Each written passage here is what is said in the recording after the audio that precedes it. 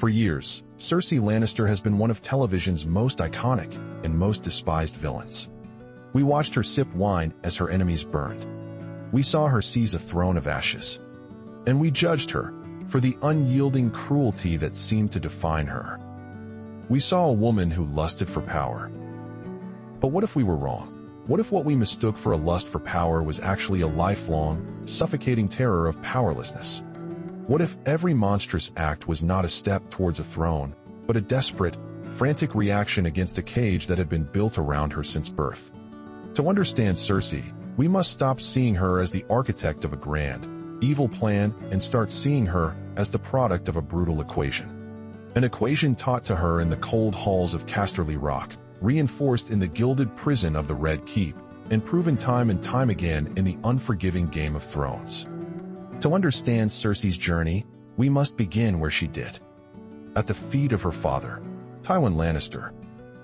Tywin was the most powerful man in Westeros, and he taught his children one singular lesson. A Lannister is defined by power. Power is respect. Power is survival. Power is all that separates a lion from a sheep. Cersei, more than either of her brothers, absorbed this lesson completely. She saw herself as her father's true daughter, possessing his cunning, his ambition, and his utter ruthlessness. But then came the cruel irony, the second part of Tywin's lesson, reserved only for her. You are a woman. She learned the value of power from a man who would systemically deny her any legitimate path to it. Her entire childhood was a masterclass in this contradiction. She was taught to be a lion, but expected to behave like a prize mare, to be traded for a strategic alliance. This is the foundational trauma of Cersei Lannister. It wasn't abuse or neglect in the traditional sense. It was the psychological torment of being shown the only thing that matters in the world and then being told, but not for you. This created not a lust for power, but a deep, gnawing hunger for the agency she was constantly denied. Her marriage to King Robert was not a new chapter. It was the reinforcement of this lesson. As Queen of the Seven Kingdoms, she had a title, but no power. She was trapped in a political and emotional prison, with a man who publicly mourned another woman. Robert's open love for the deceased Lyanna Stark taught Cersei a bitter truth. Love, when given freely, makes you a fool. Duty, when enforced upon you, makes you a slave. In this cold, loveless world, her relationship with her twin, Jaime, became more than just an incestuous taboo. It was a rebellion. Jaime was the one person who saw her as his equal, who didn't see her as a political asset, but as a person. Their bond was her one, singular act of defiance against a world that sought to define her. And their children, Joffrey, Myrcella, and Tommen, were the living embodiment of that defiance. They were not just her children. They were the only part of her life that was truly hers. They were her only claim to a genuine identity, a secret legacy born of her one act of personal choice. Now, add the final, crucial element to this psychological crucible, the prophecy. As a young girl, a woods witch gave her a horrifyingly specific roadmap of her future suffering. She would be queen, but another, younger and more beautiful, would cast her down. And most importantly, all three of her children would die. Gold would be their crowns, and gold their shrouds. This is the key that unlocks everything. Cersei's motivation was never just about accumulating power for its own sake. It was a desperate, frantic race against a predetermined doom. Every political rival, every whispering courtier, every potential threat was not just a challenge to her status.